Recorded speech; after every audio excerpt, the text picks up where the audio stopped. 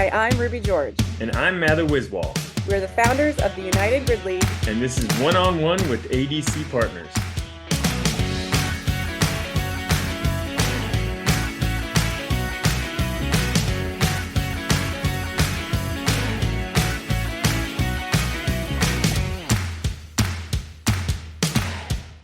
Hi, this is Dave Almy of ADC Partners, and thanks for checking out this latest episode of the One-on-One Sports Business Conversations podcast. A quick reminder that you can find past episodes of this now award-winning podcast at adcpartners.com/podcast, or just by searching for us wherever you listen to podcasts. Now, as we get started on this episode, I want you to think about just for a moment what goes into launching a new business. Right? It's a lot, right? All the excitement, stress, time, details, ideas, and millions of other unknown hurdles that can't be planned for or strategized about. And when you think about all that, who would you turn to for help? Does your sibling spring to mind? Well, for Mather Wiswall and Ruby George, the sibling founders of the United Grid League, that's exactly what happened. I had a chance to speak with Mather and Ruby about the UGL and the rapidly growing sport of grid. We get into the twists and turns involved with running your own sports league, what keeps them up at night, and what gets them most excited about where the sport is headed. And yeah, we get into what it's like to run a business with a sibling and what they've learned about each other and themselves along the way. And for those of you thinking, hey, wait a second, Dave. This is the One-on-One Sports Business Conversations podcast, not the Two-on-One Sports Business podcast. Look, I totally get it, right? Change can be hard. But just look at it like this. This is a 100% increase in guest value, all for free. So as always, thanks for listening and enjoy. All right, you guys are siblings, right? Which I think is one of the more unique aspects of owning and operating a business together. And we're going to get into some of the unique aspects of that. But Mather, let's start with you. When you guys were growing up, what was your dynamic like? Because you're the older brother. Is that right, Mather? Yes, that's correct. All right. So you're the older brother. You have the younger sister. Tell me about your family dynamic. Were you guys always competitive with each other? How did that work? I would say we went through phases. I'm sure Ruby's going to have a different answer than I will, but I'd say we went through phases of friendship and competitiveness and angst, I guess, at times. We had our tough moments as any siblings do, but ultimately, we've been working together for 15 years now. So we figured it all out, and it's one of the most important relationships in my life, and really value it. Ruby, how accurate was that? Are you listening to him going like, oh my God, did you just soft pedal it, or is that pretty on point? No, yeah, I mean, we started off as best friends as kids and went through phases from there. So I definitely think that nailed it. Yeah, I think everybody who's listening with siblings is kind of nodding and going, "Oh yeah, no, they totally recognize that." And as we established, you guys put together and are running the United Grid League. And for those who are unfamiliar with grid, Ruby, can you give a explanation of the sport, sort of give it a high level review, and what drew you both to it in the first place? Yeah, so my 30-second elevator pitch is that always good. The sport of grid takes the elements, the movements of CrossFit and other sports like strongman, strongwoman, gymnastics, weightlifting, puts it together into a team sport, much like football or soccer, and then packages it for entertainment like American Ninja Warrior. So if you think about football team or soccer team, there's positions on the team. You're going in, you're doing the thing that you're the best at, and then you're coming out and substituting with other teammates. That's very similar to what grid is doing. We have a series of short, fast races throughout every match where two teams are going head to head against each other, and who crosses the finish line first is the winner of that race. So it's a very, very simple concept and easy to understand as you're watching it. And it's super fast, super fun, really exciting. Plus, it's got all the storylines and drama that American Ninja Warrior and other sports are so good at kind of highlighting. because the most important aspect about grid is that men and women are on the same team. I think that's what drew me to it at first, right? The idea of men and women not just competing on the same team together, but competing against each other. Because that goes back to what you were talking about, and Mather, I want you to chime on this as well. That aspect of, people are going to be specializing in specific things and substituting out to make sure that you're putting the person who's right for the moment of that competition in at that moment. Was that what drew you to it, Mather, when you first saw it?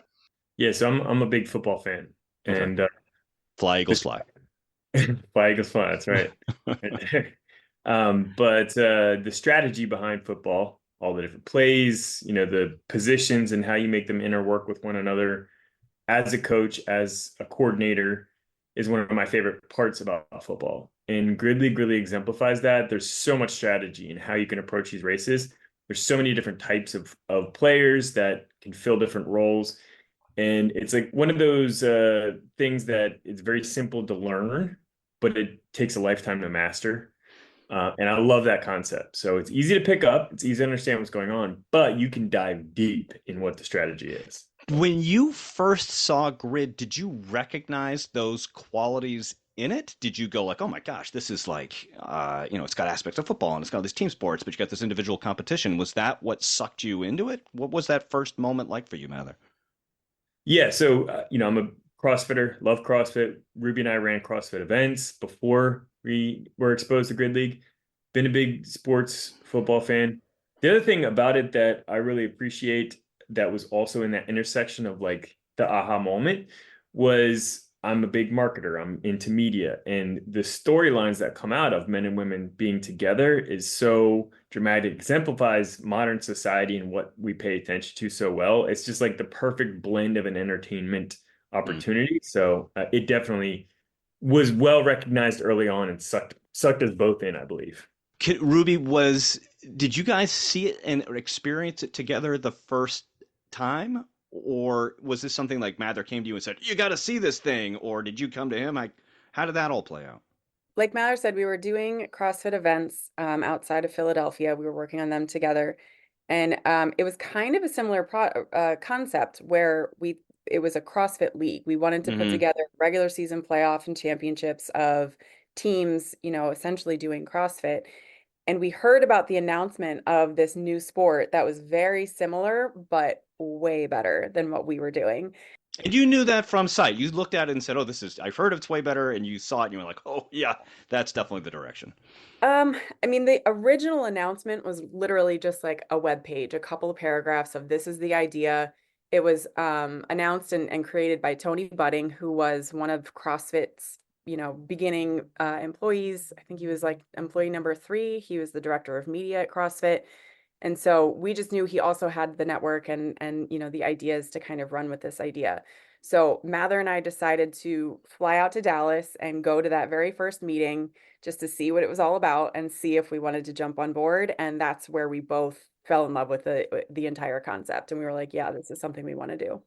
If I understand this right, you go to this meeting in Dallas. You so fell in love with it that Mather, you guys sold the family business, or you got out of the family business of marketing. You moved to Florida and you start a team in what became the National Pro Grid League. Um, Yeah. Mather, let's start with you. I mean, that's a big moment. Yeah. Yeah. When you put it like that, it sure seems like What the hell was I thinking? it. Yeah, no, I mean, when we were running a branding and marketing firm together, we always kind of knew there would be something next, something bigger that we were going to work on together. We always talked about that. And I think maybe that preamble of almost expecting something made the decision pretty easy, but for whatever reason, we just kind of knew and had to go with it. So it seems like a big deal. It seems like a big decision. We did leave a lot behind that we had worked really hard to build. And, I left a lot of friends behind and family behind to come down here and work on it. But it just seemed like the perfect intersection of our capabilities and our interests and just had to go for it. because you did have the marketing background. You understood. I mean, I heard you talk earlier about the stories and the compelling nature of the athletes themselves and the competition. Like, there were so many storylines that you can tap into that I'm assuming there is kind of a lightning moment there. You guys had been talking about doing something together. You didn't know what it was. And then you have your passion for CrossFit coincide with having this expertise. Was the decision to move to Florida, did you both go at the same time, or did you go first, or how did that end up working out? I'm actually still outside of Philly, Oh, you're still so in Philly. All right. You didn't even, you're I still did dealing not with move. cold. Yeah, I'm actually freezing as we talk, so I commute to Florida for my work essentially. Okay. Well, all right. So that's a good way to at least do it. So Mather, your boots on the ground in Florida right now. That's Can right. you Yep. can you talk a little bit about when you first arrived down there and you're launching a franchise or a team in the National Pro Grid League? What were some of those initial moments of being in a startup environment, not just that, but a startup sports environment? Can you recall those moments and like the what were the greats and what were the uh-ohs for you? Yeah, so it was intense. It Yeah. was a very foreign area. The people are very different than Philadelphians. It was honestly it was a big culture shock initially. It was very frustrating and emotional for the first couple months Mm, because people are just so different in how they interact and communicate. Ultimately, it's great. Like I love being in those moments where you push yourself and you learn and you experience new things. But you know, the startup world, the startup environment is exciting. It's fast paced. I definitely appreciate it, but it was intense yeah. and a lot of stress, a lot of hard moments. But yeah, I mean, it helped shape who I am today. Wouldn't trade it for the world.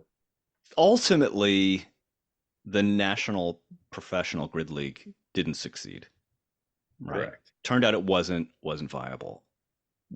I want you both to reflect on that experience and when things started going sideways because you put so much of yourself into launching a team, building its identity, knowing the athletes and things like that. Can you talk about the moment when things started to go not as positively as you might have hoped? And linked to that, what made you think that it was still viable? Mather, let's start with you, and then Ruby, I want you to chime in on that as well. Yeah, I mean, it was a gradual process to recognize that the NPGL wasn't going to work. It was just like we took hit after hit after hit after hit. Hmm. But you know, we kind of recognized that I guess at a certain point it was hard to say that the outlook was not good. Hmm. And at that point, we took hard inventory of why and where we wanted to position ourselves in relation to that. And what we ultimately landed on with the help of not just ourselves, because we did seek counsel with others to kind of get out of our own heads, Hmm. but existing players, other team owners, other operators of the sport through the league felt that the sport was better than we ever even thought it could be. It was something that grabbed you and made you care more than anything you could understand or anticipate before it. The problem was the leadership structure and the business plan around the sport. And it seemed very evident to us, and we got a lot of external confirmation. So that's why we decided to keep going with it. Was it obvious to you, Ruby? You looked at it and said, "Gosh, you know what? This seems like a terrible idea at the league office. What they're doing here." Was it that evident? I think the best part about being a part of the NPGL was that we were all so all in. We were so gung ho about it. Everybody that was a team owner, there was people all around the country that were investing their time and their Mm. money and their blood, sweat, and tears into this idea. And we all saw where it could go. We were all so excited about it. And had a couple things gone differently, we would be in a different spot right now. It just, it was really, really ambitious and it just turned out that it didn't quite work. When you think back to that, Ruby, about when you say that, like if a couple things had just gone differently, is there something that like of those things? Is there one that sticks out in your mind to say, "Oh boy, that was a tough day that particular day," about where the NPGL was going and how it impacted you? I mean, in the first year, there was there was a funding crisis where essentially it was Yeah, that's a all big one. funded. The entire season was funded, and then all of a sudden it wasn't anymore. And there's Huh. so For those of you not watching the video, I'm stroking my beard and contemplatively over the disappearing funding. Okay, yeah. So a or bit of a surprise we'll there. say this. The funding was promised, Okay, and then that funding did not come through. So there was a understood. lot of plans that were made based on, this Right, agreement that didn't come through. right. Because there's all kinds of things that you have to be doing with the expectation that that money's coming in. You just can't go wait until the dollars land in your bank account and go, okay, here we go. Right, right.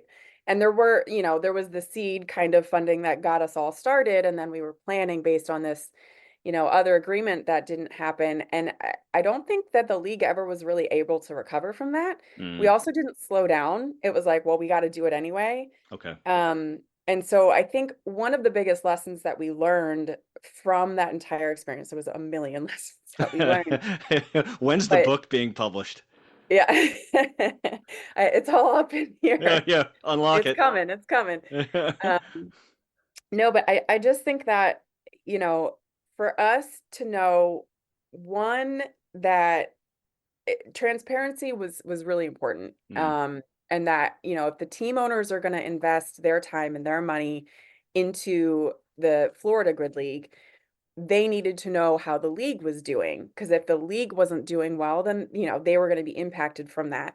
And it wasn't that, like us as team owners, I don't think that we had the full visibility into everything that was happening. And so we're kind of going along thinking like this is great, and a lot of it was, but there was one big piece that wasn't, and we yeah. didn't have all of the transparency that might have been a little bit more helpful. Is that fair to say, Mather? Yeah, I think transparency was definitely part of it, but also the decision-making process and how things were aligned league-wide and team-wise that created a lot of conflict. Mm, So that's one of the things that we all felt was we were on board with the structure of things initially until we saw it in action. And then we kind of understood why certain yeah. aspects of it didn't work. And so that's why we restructured things based on what we learned for the new version of the sport.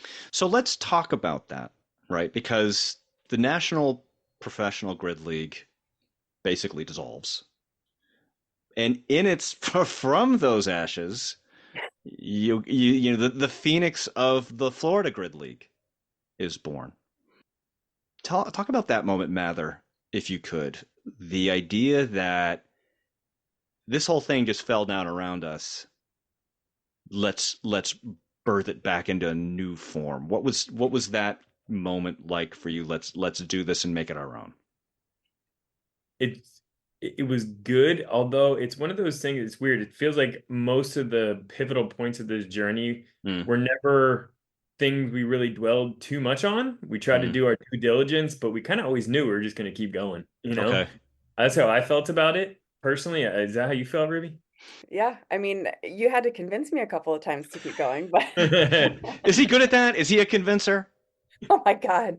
Oh, That is the main reason why we are still here. that's why I'm sitting in this cold apartment in Philadelphia talking to you on this Not just podcast. me though. He can convince anybody. It's amazing. Like there's been a lot of ups and downs, and Mather has been the consistent pillar of strength that has kept this whole thing going for sure. So this is like, Mather, are you going to the other team owners? Because how many teams were there in the NPGL altogether?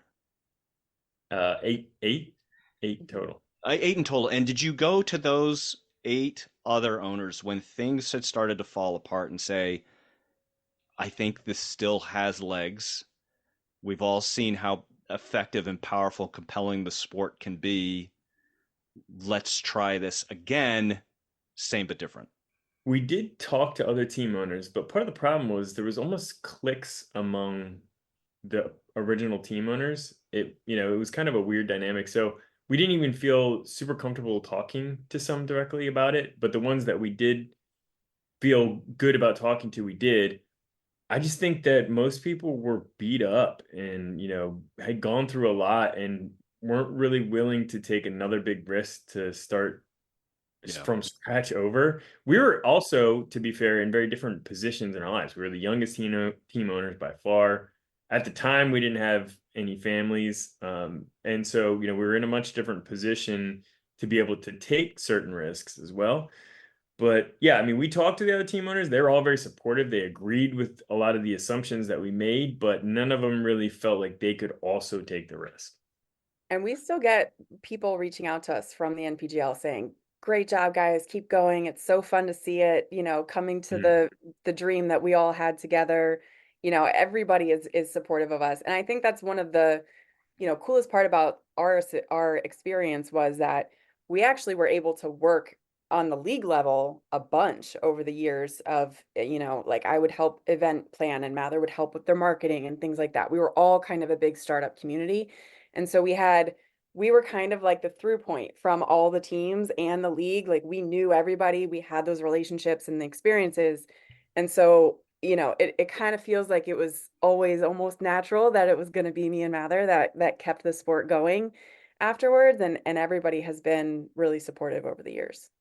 So you guys get this sort of inside knowledge of league operations just by dint of being in that kind of hub position. You saw what was going on and you were able to apply those lessons that you saw during that time to the launch of the Florida Grid League. I mean, is that fair to say that you were able to take a look at that and do that? And what were the ones that you said, we talked about transparency being one of the big ones. What were some of the other ones that you looked at and said, oh, we're not doing that again? The way decisions were made, Mm. uh, you know, in the current form of the grid league, anything related to competition and most of the major business decisions are decided by the team owners. Okay. We are essentially tie breaks if there's a voting tie, but the team owners are the ones that really decide the direction of the sport overall. If I feel passionate about something or Ruby feels passionate about something, we'll make a strong pitch and usually, we'll work together to figure out a solution. But everybody's behind the decisions that are made because it was a group decision. So I think that's another big decision making choice that has really benefited us. So this is a bit more democratic than It's very much preconsiderations so. of the sport. And we get heat for it too. Like people get tired of having to hear the arguments and the votes and the thing and just make the decision already. But that was one of the things that we felt was really important coming into this. And I believe overall it's been an important part to it.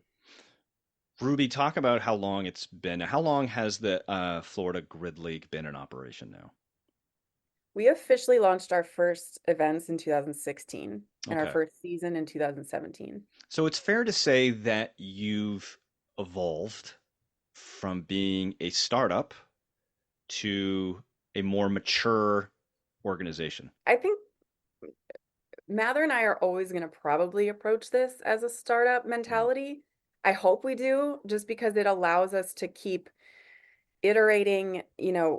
There's so much more that we want to do that it doesn't feel mature to me right now. It's been a while, but it feels like there's so much more that we want to do and grow I don't know that I can agree with that statement. I don't know how you feel, Mather. I'll try not to take any offense at Yeah, I mean, what I would say is, we've heard from a lot of really smart people that you probably shouldn't try and start a new sport, especially when men and women are together, which is not something that's ever really been done before. So it's not like there's a model to follow or something to say this is where you should be and when. It's more, we're gonna have to try a lot of different things and we're gonna have to see what works and what doesn't.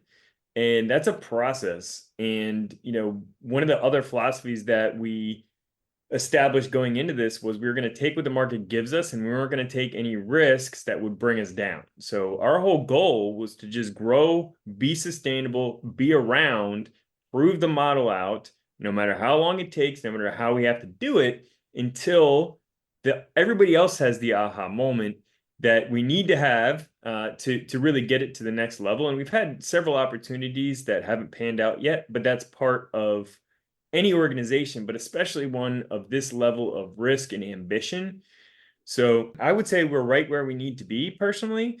If we had gone too fast, we probably wouldn't have learned lessons that we needed to be able to grow a positive foundation. And at this point, we just believe in the process. At least that's the way I feel.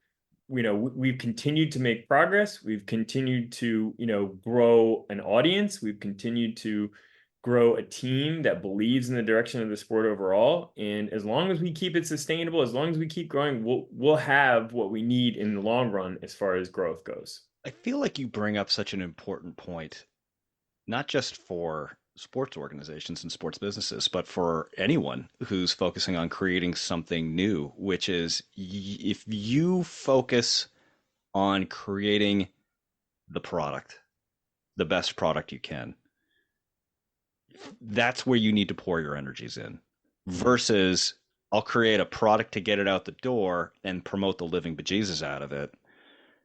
That's where you really run into problems. If you get ahead of yourself and try to go places that it's not ready to go. You said it earlier, take what the market's going to give you. Experiment, see what's going to work well. Really concentrate on building out the sport and trying things that are going to improve it and make it better for fans, better viewing, better stories and things like that. That's the crux of success right there. Does that sound accurate to what you guys are talking and your experience?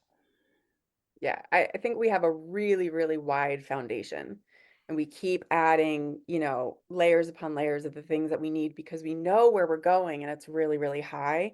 And so we've spent a long time kind of laying that base and layering on so that when the time comes of that, like big opportunities, like Mather was saying, when the market's ready for it, we're going to be ready for it. Ruby, can you talk about some of the things in launching the Florida Grid League that have really been a pleasant surprise for you? Things that you kind of crossed your fingers and hoped a little bit about, but then just exceeded your expectations. What are some of the things that when you think about owning and operating this league that have really been a great experience for you?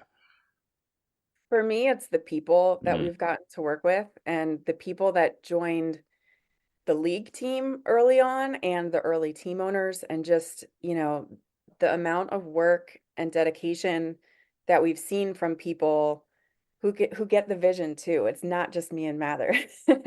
There are other people who see the vision and put a lot of time and effort behind it. And we're only here because of those people. And there's a lot of them that have been really exciting. And it's so fun to work with other people who have that work ethic and passion and vision and like that's the joy that I get so much out of it is working with everybody else. Mather, same question to you. What's something that's really struck you as being, gosh, this is absolutely what I wanted and needed it to be? I think when you kind of take a minute to look around and look back is when I recognize things that I'm excited about, proud of. So, at this point, like 3 years ago, we had about 10,000 followers across all platforms.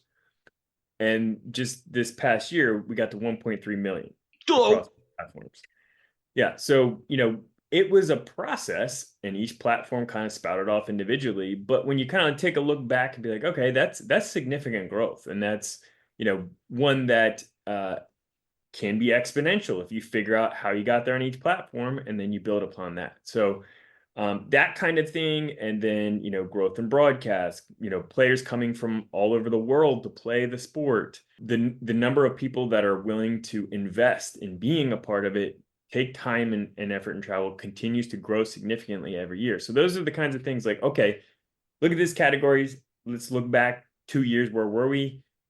Then it feels a lot better. When you're in the day to day of it, it's like, man, there's just so much we want to do that we can't. And are we even like keeping up with what we have to? And those are the kind of like stick your head up, look around, look back, feel good, put your head back down, keep going type things for it me. is hard sometimes to make sure you get that perspective, right? You are in the day-to-day grind, and there's so much to do at any given moment that you do need to sort of pat yourself on the back a little bit and sort of smell the roses for a moment, Mm-hmm. knowing that, there's a lot of gardening left to do still ahead of you. And you're doing this together as siblings. We touched upon this earlier. And I want to talk a little bit about managing a business together as part of that because it's a unique part of your story. And I know you guys have talked about this in a couple of different other places, but I want my chance to ask because I know there's a lot of people who are listening who are going like, "Oh, hell no, not with my siblings. Am I going to be managing a business?" How do you what's the trick if there's a trick? Because, sibling relationships can be emotional. So All I'm right, Ruby. interested. As the emotional one. Well, I'm the emotional one with my siblings, so you and I can have an offline conversation about So that we one. get it. Yeah. Okay. I mean, talk about that. I mean, how do you compartmentalize, Ruby, that the emotional approach to working with a sibling to having, I guess, a more tactical, non-emotional decision-making process as you come through to do that? How did that evolve? Yeah, evolve is the right word for it, Okay. for Yeah. sure. When we, even when we first started out working together, on our marketing firm, it was always like Mather's the big brother, Mather's almost, the boss. He's the one that's going to be the decision maker. So if I had my opinions, or my skill set, it was the way that I approached it was always like he's the one that is the right one. I had this belief that he was better than me. And Mm-hmm. so when we were in the grid league, that would come up for me a lot of, I would experience all these emotions and we have all these arguments about all this stuff. And it really boiled down to, I think you're better than me. And it pisses me off. And so eventually I got to the realization of, I can't have that. I can't come at this from that, emotional standpoint anymore. I am his equal. We have to be equals, and we need to take on and fully take on our own roles because our skill sets are so opposite and so complementary that, of course it's going to create some friction from time to time. But the way that it has evolved is really getting to the root of any problem, which I think is true with any relationship, not just a sibling relationship. We might have more layers because of our history, but figuring out where the emotion is coming from and then dealing with that root problem as opposed to whatever argument we're having about this opinion that we disagree on, I think is the way that it's evolved the most. And I'd say in the last couple of years, especially, it's been a lot just better overall. Our communication has grown. Working with him has forced me to grow in a way that I wouldn't otherwise, and I'm really thankful for it. Mather, I'm interested in your perspective too, because I think Ruby just sort of talked about a little bit about how she had to come to this realization that she was feeling subordinate to you in like sort of the decision making process, or the competitive stuff, and trying to get to that point, or that realization was really important. I'm interested in that from your perspective, right? So as your I'm using air quotes here, little sister starts saying, hey, my this is something that we're going to decide on together. Was that a hey, wait a minute, I'm the big brother here kind of moment for you to self reflect, or did it happen a bit more organically? No, I feel like we've just had very different roles, Mm.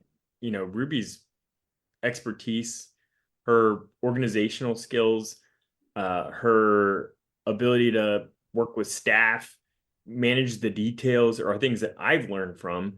And, when it comes to the decisions around those categories of the business, she's the expert. She's the end decision maker. I think what created some conflict at times was where there was a gray area between, okay, Mm-hmm. this isn't competition, it's not organization, it's in the event, it's somewhere in the middle, or they affect one another.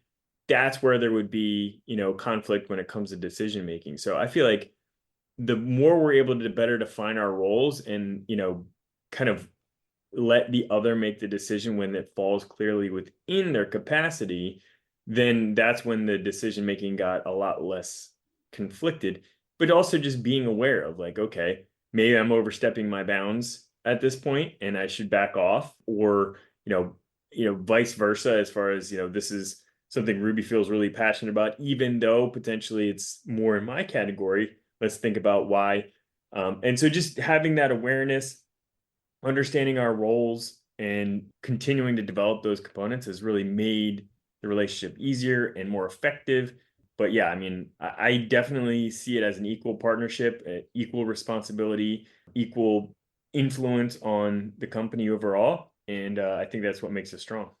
I think the other thing that changed is bringing other people into it because for a long time it was mostly me and Mather, and so we were working together. We had all this information in our heads and we had a way of communicating that almost we could communicate without communicating, Yeah, the shorthand. because we had experience and all of that.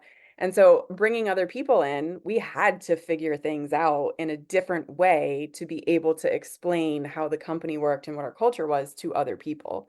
So I think that that really helped also us to figure out our more of our process and what how we think about the company. We're able to explain that a lot better because before it was just an understanding between the two of us, and now we have more to support other people understanding that too. Do you have to, as people want to work with you, right? As the league grows, it's obviously attracting attention. People want to work in sports. They see this as a growth opportunity and sort of the unique aspects of it. Do you have to address the sibling nature of the management with potential employees who might be a little bit like, oh man, this is a brother and sister team running this place? That could be a challenge. I don't think it's been an issue. I will say this, Grid League breaks down all those weird relationship dynamics in a lot of ways because men and women are together. There is no, there's like so much opportunity for siblings, training partners, people in relationships to be involved on things where decisions need to be made. And ultimately, the quote unquote conflict of interest or emotional issues that would be shunned or avoided in other organizations are impossible to avoid. And I think that's a good thing personally, because you have to deal with that in real life anyway. So you might as well have to do it in business and sports and as well. So, I think that's one thing that I don't really see it as any issue that we've ever had personally. Maybe it's just ignorance. But I don't think it's an issue. Yeah, cut what I said before he said, because that was the perfect answer. All right, I'm not gonna take that out in the edit. It's perfect. You got to evolve the answers. It goes, I'm watching the brother and sister dynamic happen right in front of me. It's like watching it in a laboratory experiment. Let's talk about laboratory experiments for a moment. This is a tough segue, but I'm gonna do my best with it, right? Because you guys have been working on the Grid League for a while, and it's gathering steam, and you're getting success and attention. Rather, you talked about the growth in social media followers as a real nice quantitative number to put against that. Where are things heading? Right. So as you look down the path to success, what's got you excited about where things are headed? And what do you look at as being key to continuing that trajectory of growth? Mather, let's start with you, and then Ruby, I'll ask for your opinion on that too. Yeah, this is the question. Mm-hmm. It's a very easy answer for me. Okay. And it's the fact that men and women are together on a team sport. And that's hard for people to wrap their minds around. That Mm-hmm. goes against our entire history as a civilization. And it's uncomfortable. And people's minds aren't open to it. But it's better. It's way better. And if you've been involved or exposed to the sport for any period of time, you see that, you get it. And I think the pivot point is when people in powerful positions say, this has been around long enough. I see the vision. I get it. It's time to blow this up to the next level. And that could come in many different forms. And so, we've thought about what they could be. Personally, I don't think we have any kind of big hope on what it is. It doesn't really matter. We're going to keep growing. We'll do it on our own and through YouTube if we have to. But, a network could invest, a large investor could invest, a big brand could invest. And this is just being open and honest.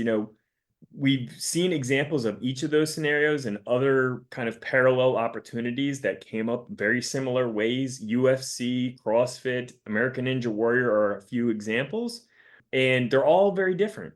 And so we don't really think it matters too much. We just think that that component of men and women being together on the same team is a game changer in sports and in society. And it's just a matter of time until either the society grows into that or the right people get behind it to help kind of elevate that to the next level.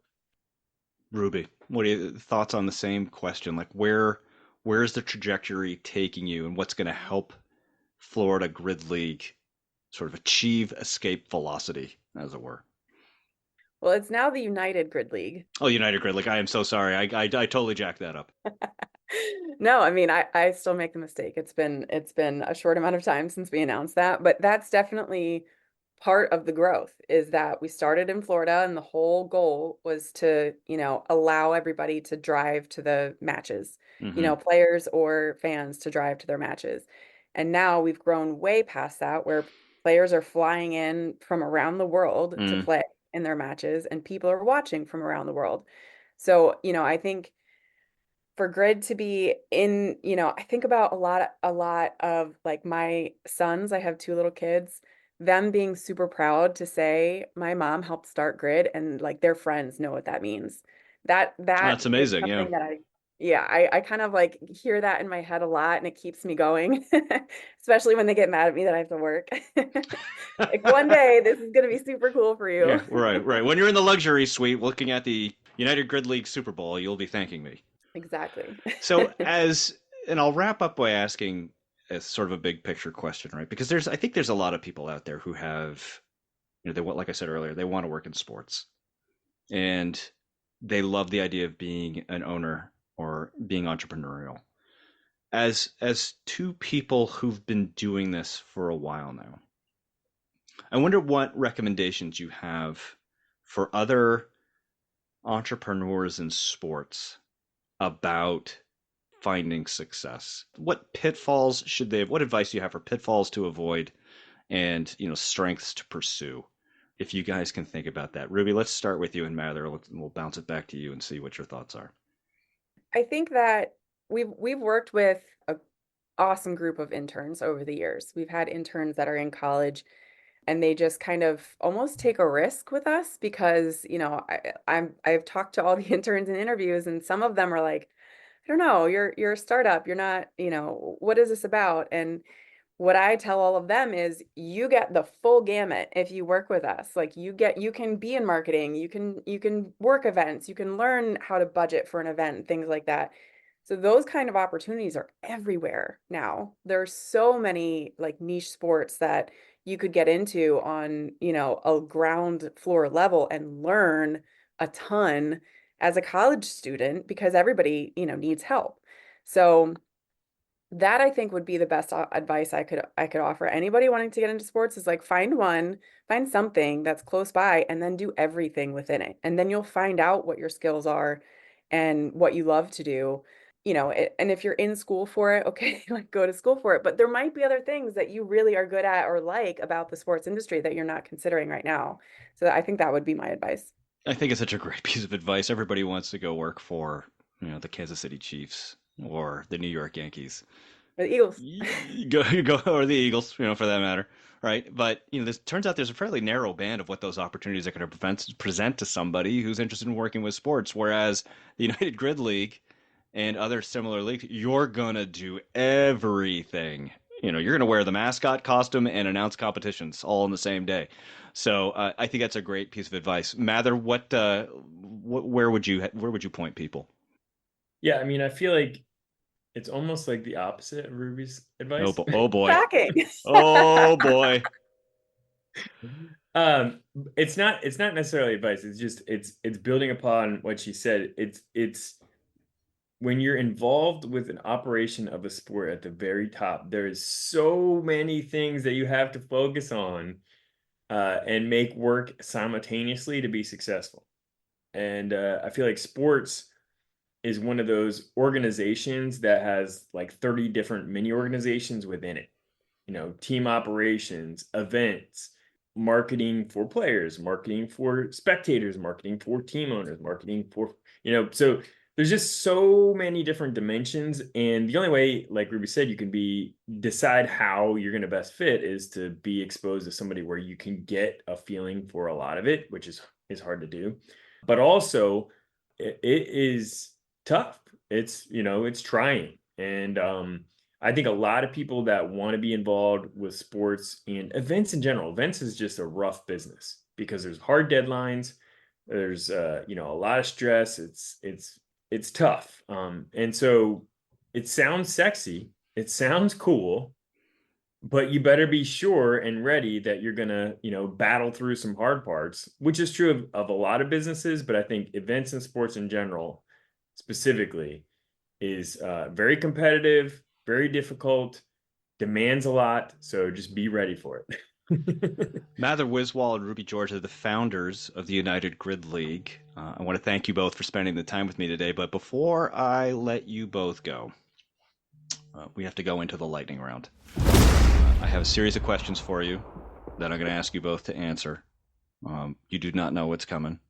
This is probably the most intense part of the show.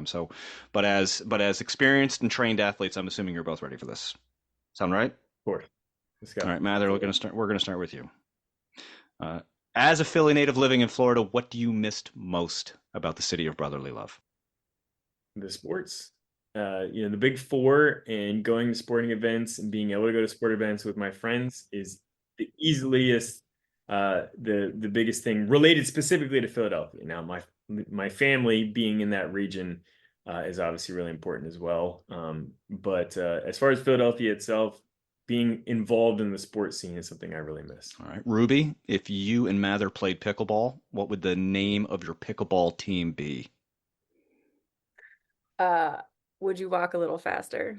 I have a feeling there's an amazing backstory that we're gonna have to get on that It'll at be part some two. point. We're gonna have to do volume 2 on this one. Mather, what's something Ruby should have gotten in trouble for as a kid but didn't? I don't think there's anything. She was the goody two shoes out of us. Really? All right. Flip the question, Ruby. What's something that Mather should have gotten into trouble for as a kid? Oh boy. Our parents were excellent parents and created the systems of consequences, natural consequences that needed to happen. So I 100% support everything that happened in our childhood. There's like that was a natural evasion. I think there's a political future for Ruby George associated with this one. All right, Ruby, what's a nickname that Mather had as a kid that he doesn't want us to know? I don't think he had, or this is a family lore, but supposedly our parents were going to name him Pepto Wiswall.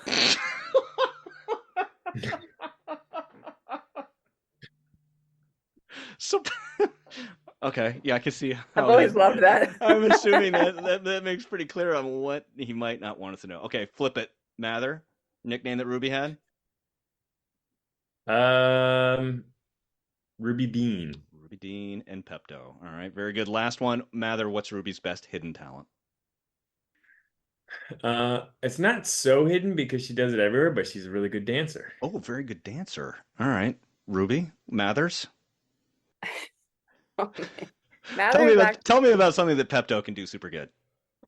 Mather's actually a pretty good dancer too, although he never does it. But he does keep it hidden.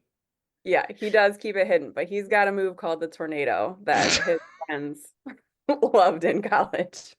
Nobody gets to see it anymore, though.